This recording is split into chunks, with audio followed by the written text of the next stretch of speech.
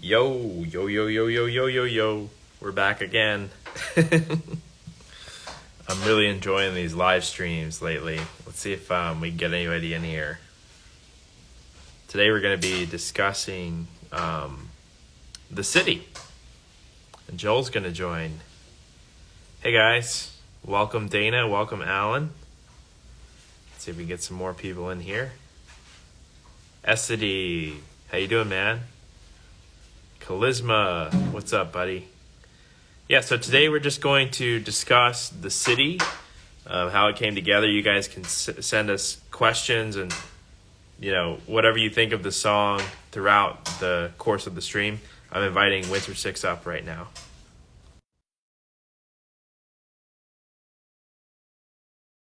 Let's get you in here, buddy. What up, SD? Let's see. There he goes. Yo, Hello. what's up? Sorry, I'm trying to find my AirPods. I can't find them. No worries, man. How you nice doing? Shirt. Thank you. Yes, had to represent. Yeah. I've got quite a few of those in my closet, just sitting around. Doing well. How about you? Yeah, doing well, man. I'm excited to it's exciting to see the responses so far on the track. Yeah, it's been a really good response. I mean, I love the song, but I didn't expect like this crazy response. Either, man. Yeah, honestly, because it's been a while since it was made. I guess I come desensitized to it, So I've heard it. We've listened to it like 1,000 times, but I forget that this is the first time everyone else is hearing it. Yeah, we got some love in the comments. Dope track, boys. Amazing track, added to rotation. Awesome. Thanks, guys. Thank you. Yeah, I mean, we started that song like pandemic, right? Like 2019.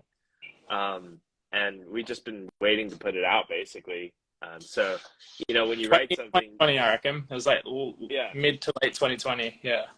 When you write something and then you don't put it out for a while, you kind of become, stale on it. So I don't have that excitement that people have, like, listening for the first time. So it's like, that's exactly what I was meaning a moment ago. Yeah. Like we've become desensitized to it. Yeah. Like so much has happened since then, I can't remember when we exactly started it. I think it was like a demo you sent first. It was. Yeah, dude, it actually started with me asking you for help. I was like, hey, man, look, I've started this track. I don't know where to, like, take it. Don't have a listen, let me know. And you're like, hey, actually, this is really good. I got an idea. I'm going to throw it on it right away. And you, like, sent me back a SoundCloud clip. And, like, I was like, oh, shit. Within, like, a few hours. Yeah. I was like, we got a collab working now, so. Yeah, it's such a good, like, little hooky melody and hooky vocal as well. I think that's what really got me. I can't remember like the original demo, to be honest with you. It's been like 3 years. 3, yeah, almost 3. I reckon it was like mid 2020. But yeah, it's been a while. It would be really interesting to like dig up the original idea, Yeah, I don't know if I can, man. I think that file's gone. Yeah. If we can find it, that would be awesome. But yeah, it might be in the void somewhere. Yeah. Yeah, man. I'm so glad to have done this with you. Likewise, man. Really cool working with you. It's really cool, actually. And the timing is almost kind of nice because you've had like these awesome releases in the past like 6 months leading up to this, which is really exciting for you too. So I'm glad that I've been able to like have a release in that lineup of songs you've been putting out. Yeah. Thank you. Yeah. I'm as I said, I'm just stoked to finally have this out. Yeah. It's been a long time, a lot of waiting, trial and error. Finally got it out, so yeah, it's good. Lots of trial and error. Yeah. Yeah, I'm glad it's finally out the door. Yeah, I'm just trying to remember what it sounded like because I think I added like the main melody, right? I sent you it was like drums and like the bass line melody and the vocals, and I think it had like a really stripped back melody on it, but then Yeah. or it had no melody on it, and then when you grabbed it, you're like, oh shit, yeah, I've got like a great top melody that can go on Yeah, this. I know that I added the main like hook melody. I think Yeah. that was what really transformed it from what it was. The bass but line, yeah. the bass line remains the same, which is good, but like they work together really, really well. Yeah. Like both our pieces. Yeah, no, I'm thrilled with how it came out. It sounds like a Wintersix and Julian Gray record. My manager's Matt's in the chat. Say hi. Oh, sick. Hey. Hi, Matt. Yeah, no, I'm just thrilled with how it came together. It really does represent both of our sounds, I think. There's a touch of that like classic prog in there. I think that we both like have that admiration and love for from like the early 2000s, but it does feel like the modern take on it. So it's awesome. Yeah. Yeah. Yeah. It's about kind of the cleaner drums and stuff. Not so, yeah, mixed down a bit cleaner. It sounds more modern, but it's still kind of a bit of a nostalgia throwback. Yeah. It has that golden age feel, I think. Did you see that somebody did a review this afternoon? There's a smaller I was just about to read it as you. Yeah. Yeah, I was just about to read it as you like went live, and I was like, oh, we're gonna get on, cool. Get on Instagram. Yeah, they gave us like well, they gave us a perfect score. I don't know how much weight their like their publication holds, but they gave us a perfect score, and I think one of their biggest critiques or their biggest notes was like it has that like anthemic, like timeless sound, and I think that's like right in the ballpark of what we were trying to do. So look, man, if it's been almost 3 years since we made it, and if it still sounds fresh to people, then I think we kind of captured the timeless thing, because that was one of the big things I was worried about. Was when I made it or when we made it, that like the further and further it went along, I was like, shit, is it gonna like fall out of the sound of the moment kind of thing? Right, 100%. But I suppose it doesn't really apply to it because it still sounds like us, I think that's what matters, I've had a fair amount of records that I've held on for too long, and then it just doesn't sound like what I'm doing now, or like doesn't have that feeling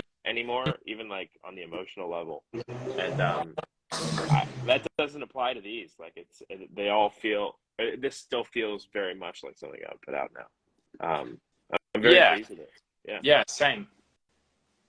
How did we initially connect? Because I had this thought, like, dude, people may think that we met like recently because of like your Mousetrap release or something, like, but we've known each other for like 3 or 4 years now, right? Yeah, maybe I longer. think so. I started doing Wintersix in like 2019. Right. And then I guess later that year, I connected to you on Twitter or something, and I sent you the Stay Frosty song, but before, like, when it was a work in progress, and you're like, damn, this is sick. I think you followed me. Yeah, then, I think I know I did some like I offered some advice on the design front on some of your earlier songs too. I think that was a little bit later. Okay. Yeah, after I didn't come into you straight away into DMs and be like, dude, please fix my logo. Help me with these designs. I don't think you would have been as responsive. Yeah, I'm really passionate about that side of it. You can probably tell by my rollout schemes and stuff. I love like the marketing side. I think if I wasn't a musician, I would absolutely be like in marketing 100%, because I'm equally passionate about the world around a record as I am the song itself. So yeah, I remember you saying that. Yeah, me too, man. Honestly, I actually do work in marketing right now. So. Cool. Yeah. Well, there you go. That's why we had such a cool pack, I think. My family's from that world. Like, my mom's a graphic designer for press, and then my grandmother is like she was a PR production manager for like her whole entire career. So I'm really like engrossed in that world. Yeah. I'm just getting my AirPods. No worries. I don't know if there's like heaps of room reverb or whatever. You sound fine. Okay. You sound fine. Yeah. Can you hear me still? Hello? There you go. Now I can hear you now. Yeah, cool. It like froze your feed for a minute there. Oops. Yeah, I was just going to go back to what we were saying a minute ago. I just had this epiphany just now. I think I heard the first record I heard of yours. It had to have been 2019 because I was spending a lot of time with Systemis. And I think he had turned me on to one of your earlier songs. I can't remember exactly what it was called.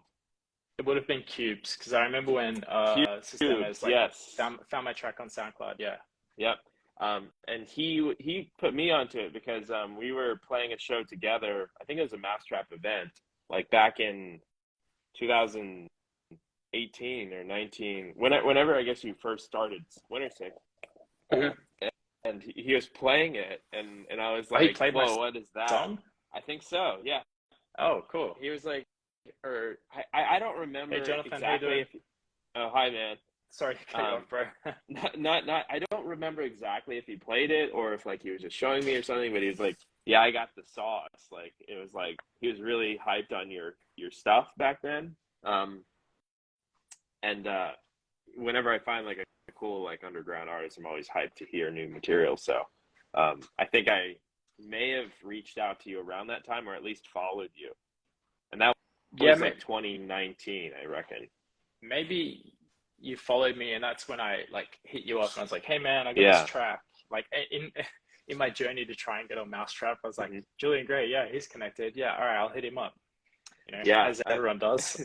That's been a very consistent thing for me since I've worked with them in the past. It's the same for anything like Anjuna or whatever. Yeah, the one thing I really admire about Mousetrap is how like communal it was like back then, like 2016. Like there was definitely this really strong grassroots community around it that all wanted to be on the label, myself included. And we all kind of had that same path, I think. Yeah. Congrats on your release there, by the way. I know you just had one. Thank you, man. Yeah. Thank you. Yeah, it was good. It's actually kind of ironic. So like the full cycle. So like I used to be that artist that was trying to like break in and like connect with all these people on the label and like try and get in. And then like as soon as I released on there, someone DM'd me and they're like, "Hey, can you please send this to the demo team? How do I get demos on there?" I'm like, you just gotta work it out yourself, man. You seriously, I mean, you have to get used to that because it really is like you're forever and your entire career are always going to have that now. You have one release on Anjuna Beats. Now you're the guy to reach out to send every demo to Above and Beyond. Like it's a whole thing. I think Mousetrap in particular has that because there's a lot of artists that really admire Joel and want to like send him their music. So yeah, definitely over the years of releasing with them, that was a big proponent of it, like getting a lot of unsolicited demos. Like, can you send this to Deadmau5? And I'm sure you've seen that as well. Yeah. What's I was gonna say it's like it's been really nice to work with Black Hole though for a change. Yeah, for the first time, and the support and just how they've been doing things.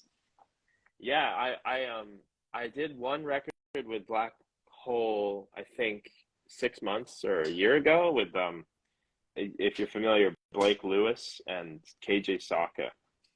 KJ is the drummer of Pendulum.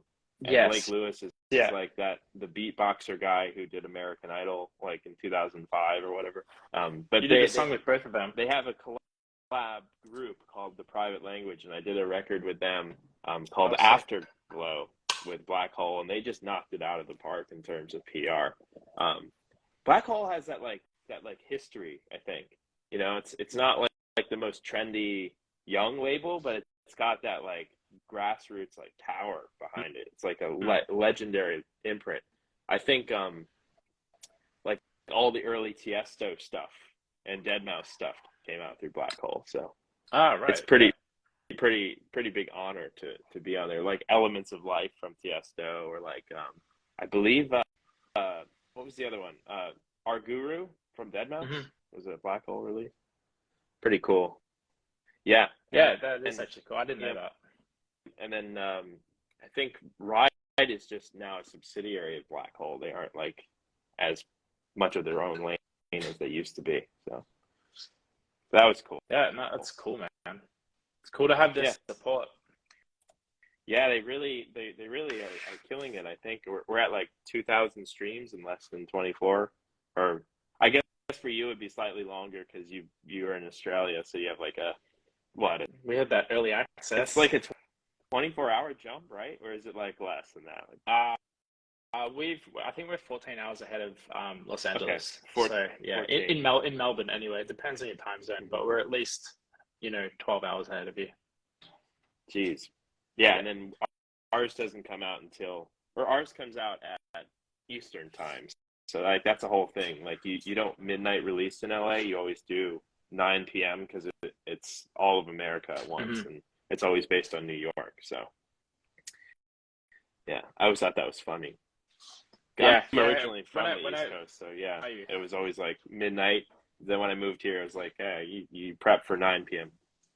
What were you saying? Yeah, I was going to say, when I found that out recently, I was like, oh, that's so weird that like everything's based off New York when it comes to releasing music, like US wide. Yeah, I think it's just like America follows like the first availability in America. So is that the same in Australia? Like I know it's possibly, man. Yeah. Fast. It's not as, I don't think the time differences are as much as like America, but yeah, I don't know.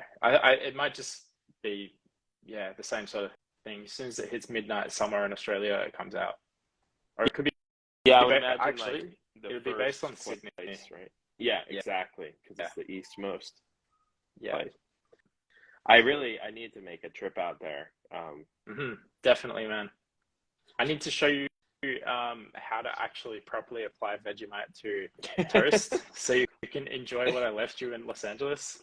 Yeah, Eddie has been trying to convince me of that stuff for the past 6 or 7 years. I don't think I'm ever gonna love that stuff. No, you just gotta have it good, man. I'll convert you. All right, we'll see. Hey, look, you love the Tim Tams and everything first try. Tim Tams were good. Yeah, Tim Tams were good. Vegemite is a bit of an acquired thing, I think, but we'll see. Maybe when I visit, I'll fall in love with them. It's not exclusive to Australia, right? It's like a worldwide thing now. Vegemite is. Oh, it is. I live like, I don't know if there's other factories around Australia, but I live like maybe 15 minutes away from like the big Vegemite factory, and there's like a street called Vegemite Lane, and it smells like Vegemite around the whole like area. But like other countries like the UK, they have spin-offs called Marmite and things like that. But right.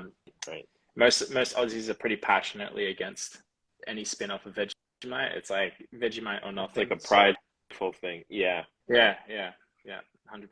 I know there's one, I think it's Scottish, has like this one brand of potato chips, like Tato's or something, that they only eat that, and any other chip is like not the move. I guess it's kind of similar to that. America is pretty sort of. We're just like, million options for everything. Right. Until someone presents you Vegemite, and then everyone is just fully against it as much as they can be in America. I think America is like stuff that we're loosely familiar with, we will be very lenient on. Stuff that's like very weird, like in terms of like stuff we're not familiar with, we're not as like willing to try. But I'm willing to try it. I'll just give you the hint. It's either you have like a fuckload of butter on your toast and it has to melt, and then you add in the Vegemite, or you just have it with like avocados, and then it's gotcha. Good. Yeah, but if you have it by itself, which is like how you prank people, like you just put on the end of a spoon, and like, here, have it. It's horrible. You don't do it like that. It's overload. I see. Yeah. You got to come back and visit the States again. Man, I do. I was too brief. I was only in LA for a week. Yeah. So yeah, there's so many things I wanted to do. Well, and since I left, or cheese. Yeah, true. You have to have cheese with it, I think. But it can't just be like like Vegemite and cheese. Like if you got 2 cheese slices and then put Vegemite on it and then ate that, I feel like that wouldn't go well. So Yeah, that's odd. What were you yeah, saying man. Since I left, about LA? I like Yeah. since I left, so I was reading the comments by the way. There's all these things that I'm seeing that I missed out. I'm like, shit, I should have done when I was there. Like, especially Disneyland. Like, is it the second place where it's got all the Tron and California the Cars Adventure. rides? Oh, I think so. So yeah, California Adventure is like the Cars Land, the Marble area. Mhm. There's like some other cool stuff there. Tron is in Florida. That's a different park. Is it? Yeah. Still, it's just another reason I have to come back. You know. To America in general, right? Yeah. Yeah. There's so much to see. Yeah, I want to do a Florida trip soon, just to do Disney World, like all of it, like all the other stuff that I've never done either. Yeah, you have to come to LA, and we'll go back to Universal and Yeah, dude. I was do thinking that we should again. we should organize a trip to Japan or something like that and go to That would be Nintendo cool. World. Yeah, they have a Nintendo World here, but it's not as robust as It's the not. one there. It's not going to be as good as the one where Nintendo comes from. Yes, of course. And I've also heard Disney in Japan is crazy too. So Yeah, same. Yeah. As soon yeah, as we mentioned maybe that's Disneyland, the chat's going off. yeah, of course. Gotta love Disney. Yeah.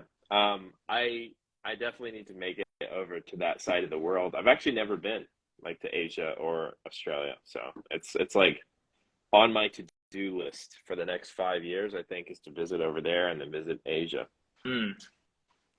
Yeah, come to Australia, like it's just expensive, I guess. Like Yeah, flights will be expensive, but then every like dollar you spend is like much more over there. Yeah, yeah, or much so less over there.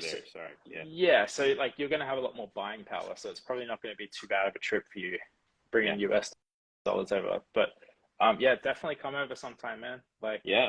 you got Elak who recently released with you on Gradient. He's out in Sydney, and you can come down to Melbourne, Love that. where I am. Yeah. Yeah, we can show you all around. I think Eddie is actually currently there Where in Sydney? in Melbourne. I'm not sure. Actually, dude, he lives like 5 minutes away from me. You should connect again because I think he's back in Australia for the moment. Yeah. We met not too long ago. Cool. It was good.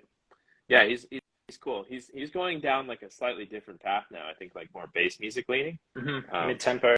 Yeah. Pretty cool stuff on the Res train. Hypno. Yeah, Res label with the support. Yeah. Can't beat that. She's killing it. Yeah.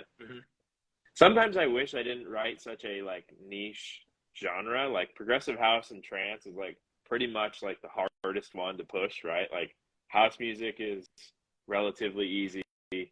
Bass music is easier than trance. Techno is popping right now, but like progressive music is just not huge. Not yet. Anywhere. Not yet. No. Yeah. House music in general. Like I used to make bass music and trap and all that stuff years ago, and that was like also when SoundCloud was like popping. But I found making music in that genre, it was a lot easier to get recognized and heard and stuff like that. And then once I made the shift to house music, it was noticeably harder. I was like, you see 300 followers on your SoundCloud, and you're like, oh, that's actually kind of good. Like, right. I think the exception might be like tech house. Yeah.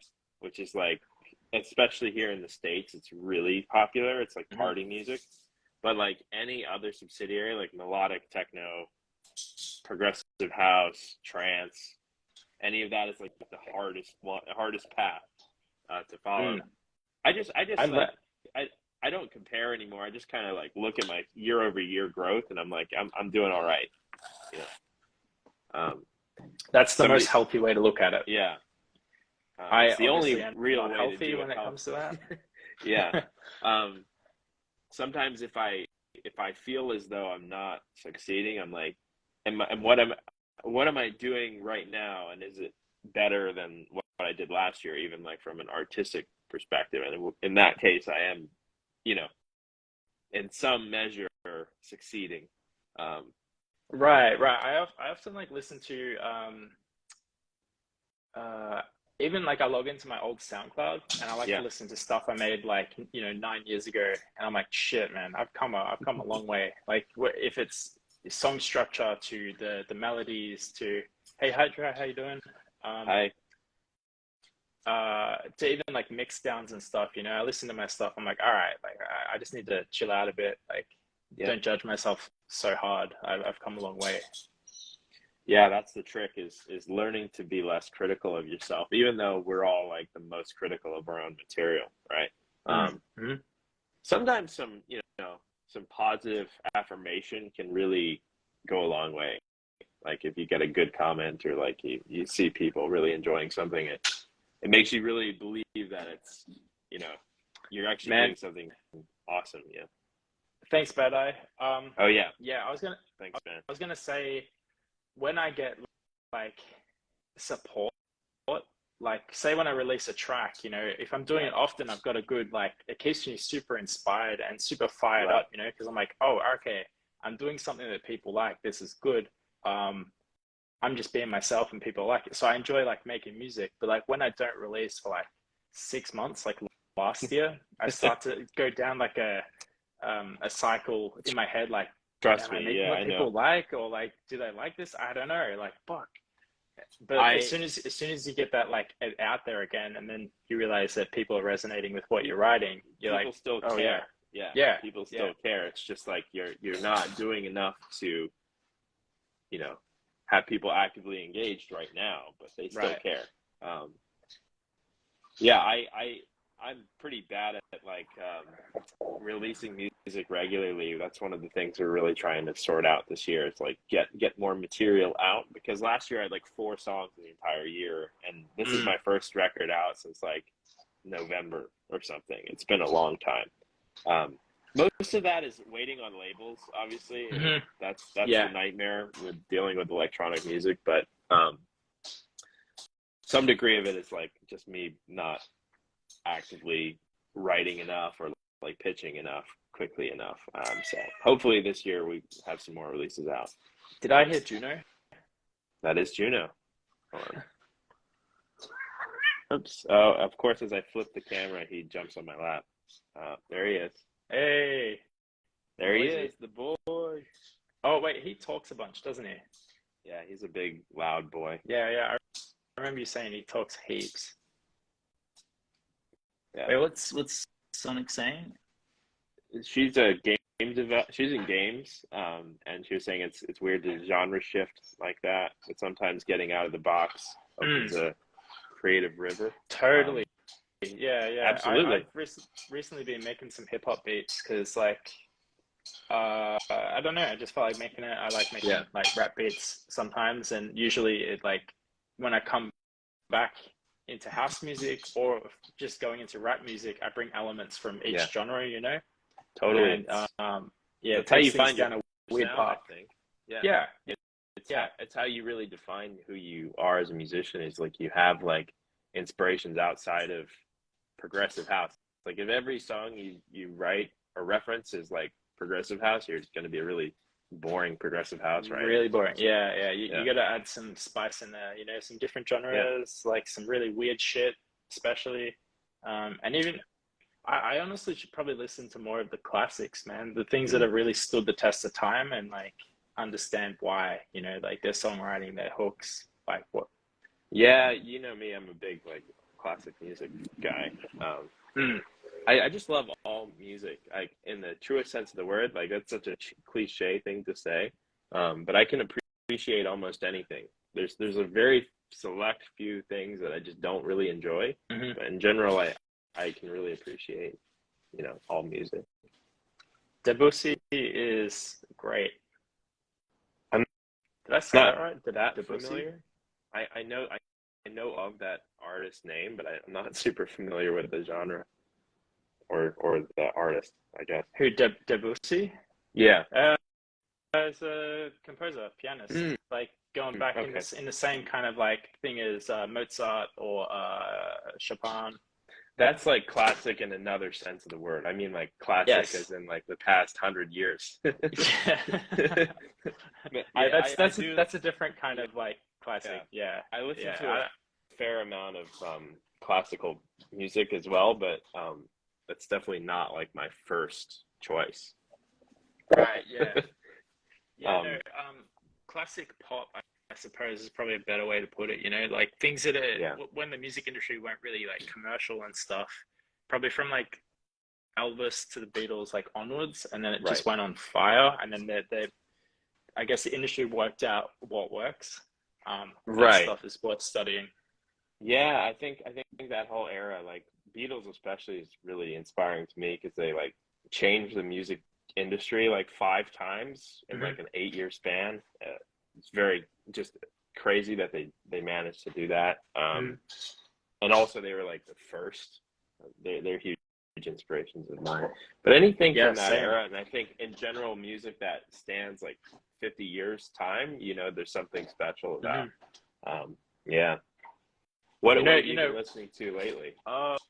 Lately, honestly, I've been catching up on all the latest like pop hits, like when it comes to rap. You know, like Drake's new song was fucking sick. As soon as I heard it, I'm like, oh man, it takes me back to like 2013 Drake. And and so I had it like on repeat. You mean the AI one with the Weeknd? No. No, it's called Search I know. and Destroy. Yeah.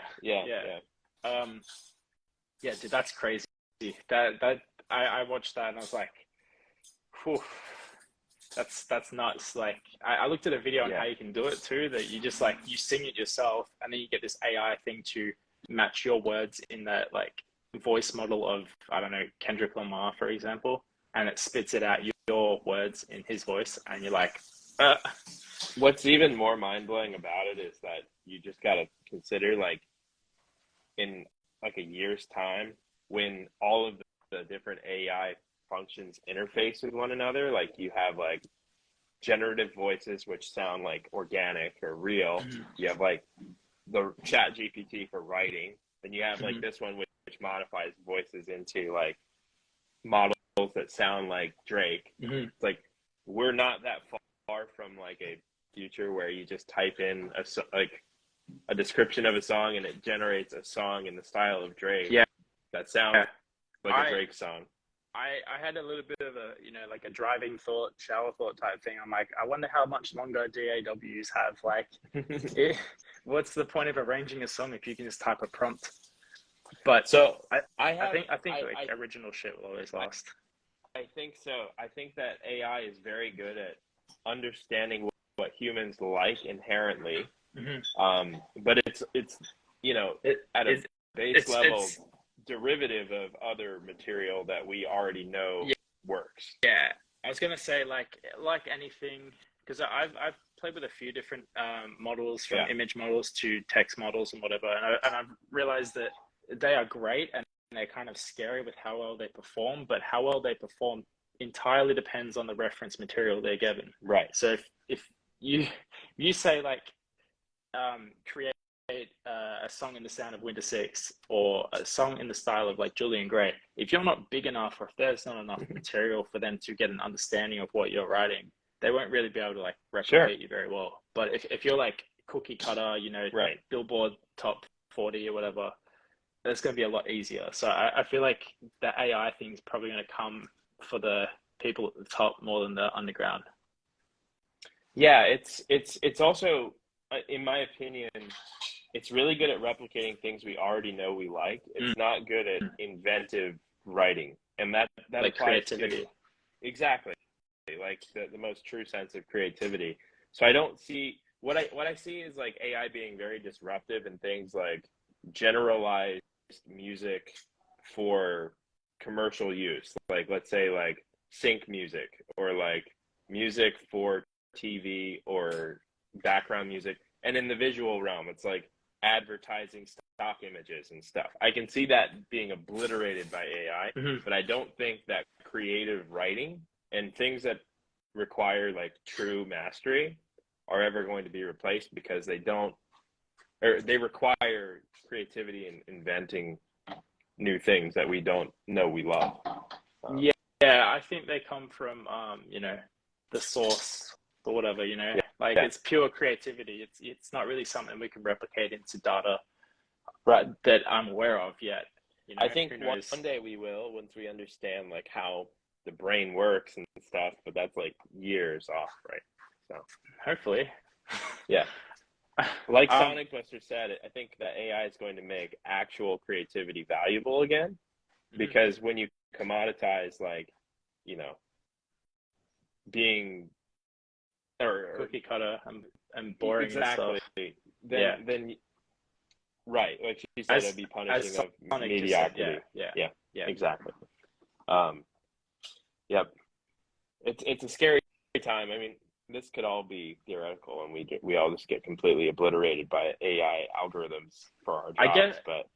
I guess there's two ways to look at it. You know, I'm kind of on the fence, but I'm more leaning towards embracing it, because using it as a tool, you can do like shit you never thought you could do before, and now you've like, got it really easy.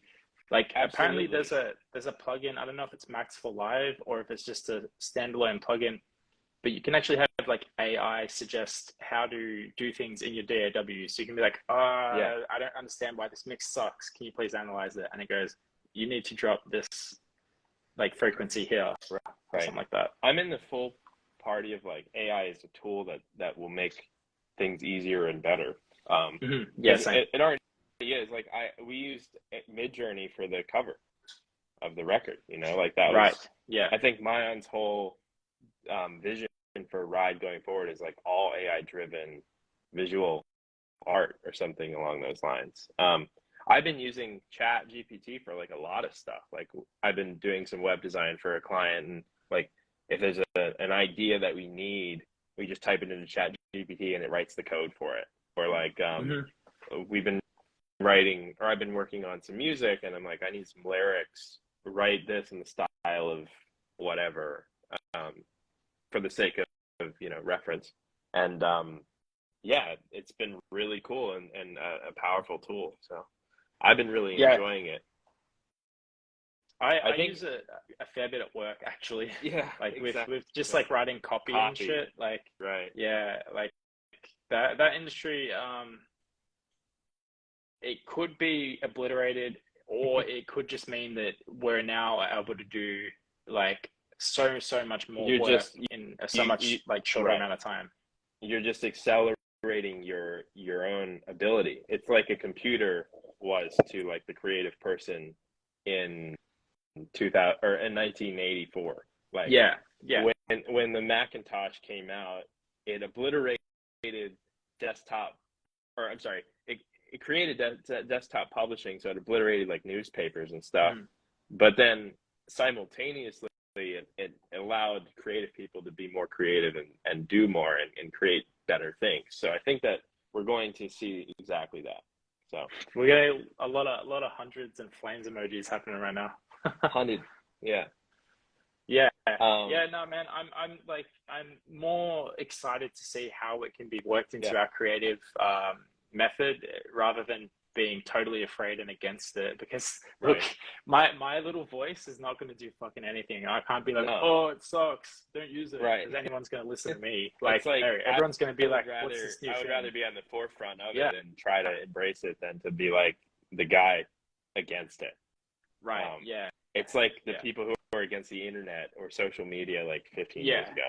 Like it's like I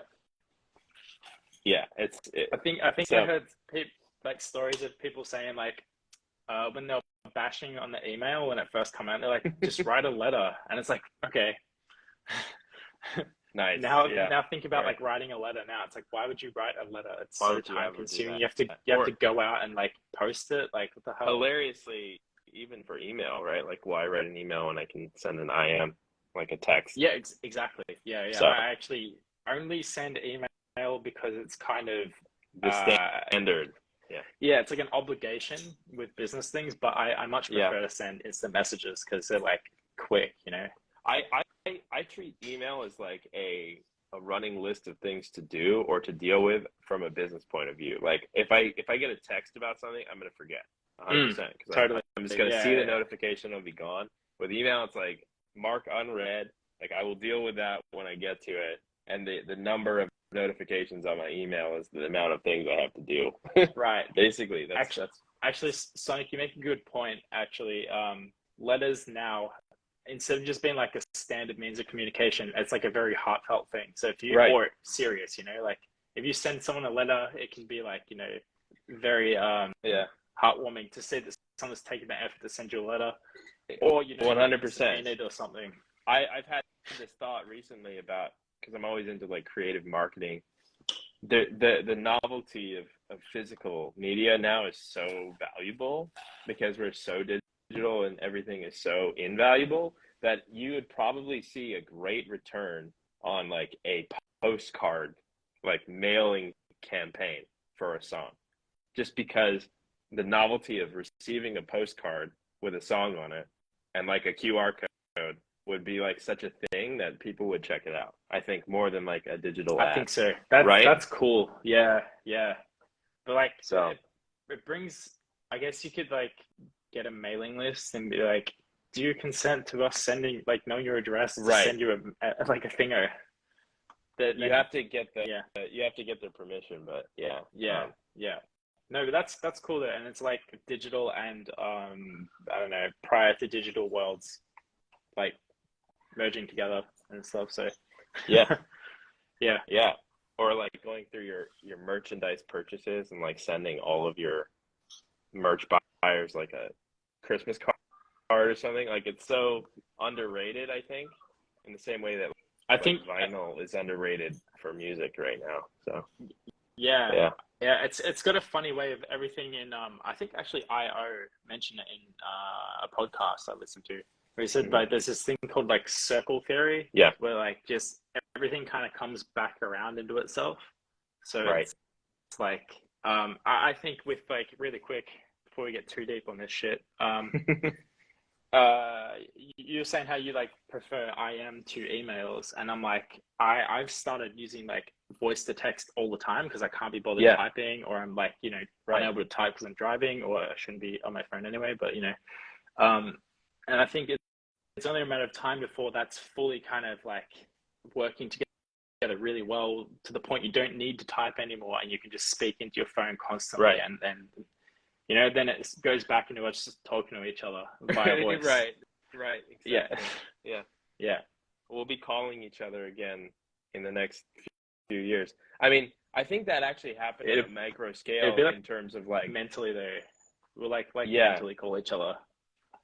I'm thinking like, well, but man. Even on a micro scale, like when FaceTime first came around, it kind of reignited the call.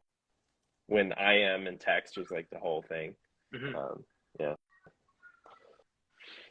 Yeah. So what's the next steps with this track, man?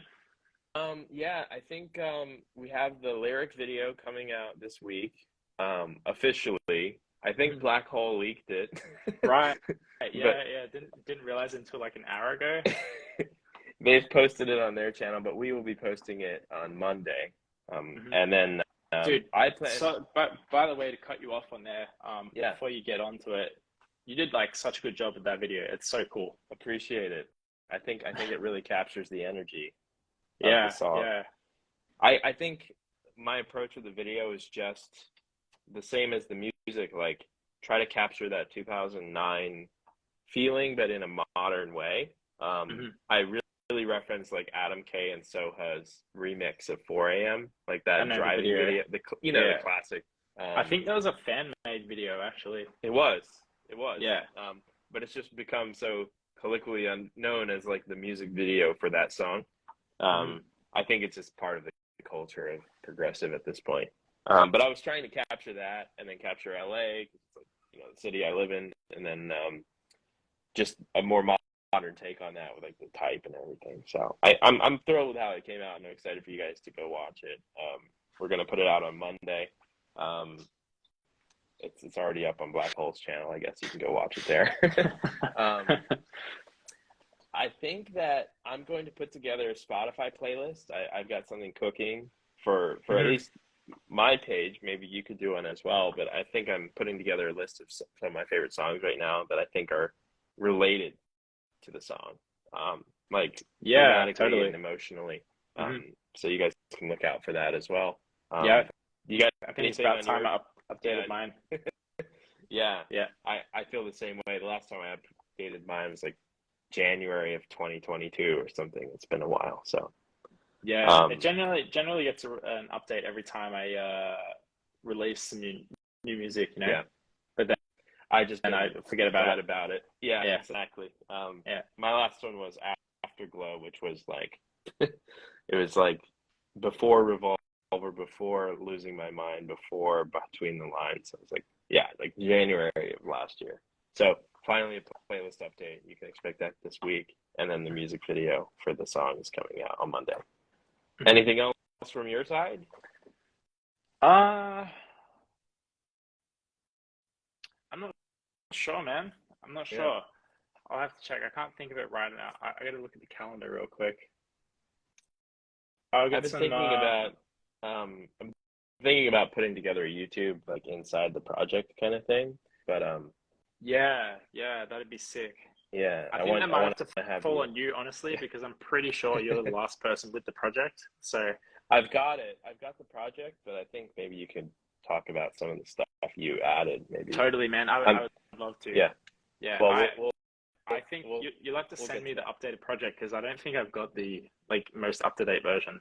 Oh, really? Yeah. That's what I mean. That's why I was like, it might have to fall on you because I'm pretty sure the version I have is the version before the pre-Julian version. Yeah. Yeah. Yeah.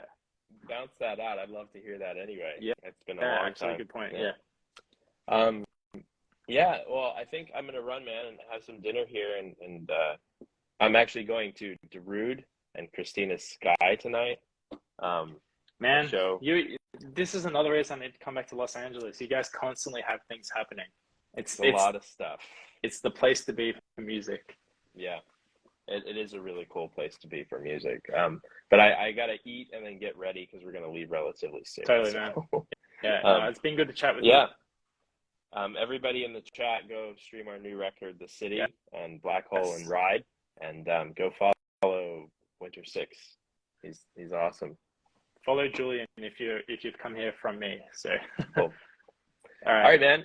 Great speaking with you. Have a good day. I think it's like relatively early over there, right? It's it's daytime. It's almost 1 p.m. So okay, cool. Yeah, it's like 8 p.m. here. All right, I'll talk to you soon, man. All right, peace, bro. Good speaking. Catch you later. Bye.